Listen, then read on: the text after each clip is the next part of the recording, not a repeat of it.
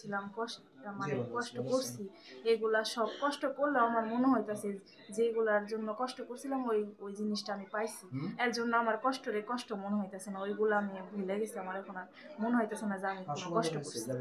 আজকের দিনটা আপনার আপনার জন্য আসলে মানে আপনার মধ্যে কি একটা দিনের মতো মনে হচ্ছে? আমাকে কি একটা দিনের মতো মানে মনে হচ্ছে সেটা বলতে পারবো না, কিন্তু আমার মনে হইতেছে আমার ভিতর থেকে কেমন যেন একটা মানে হইতেছে, আর কেমন যেন একটা খুশি খুশি লাগতেছে, আমি মানে বইলা বুঝাইতে পারবো না যে আমার এতটা খুশি লাগতেছে যে আজকে মানে কি ঈদ? বলার মতো না। আজকে কি ঈদের চাইতেও বেশি খুশি লাগতেছে? তার থেকেও বেশি মানে কিরকম যে খুশি লাগতেছে সেটা মানে আমি বলতে পারবো না, কারণ আমি আমার মুখ দিয়ে কথাই বেরোইতেছে না, মানে আমার কথা বলার ইচ্ছে হইতেছে না যে আমি এতটা খুশি লাগতেছে আমার।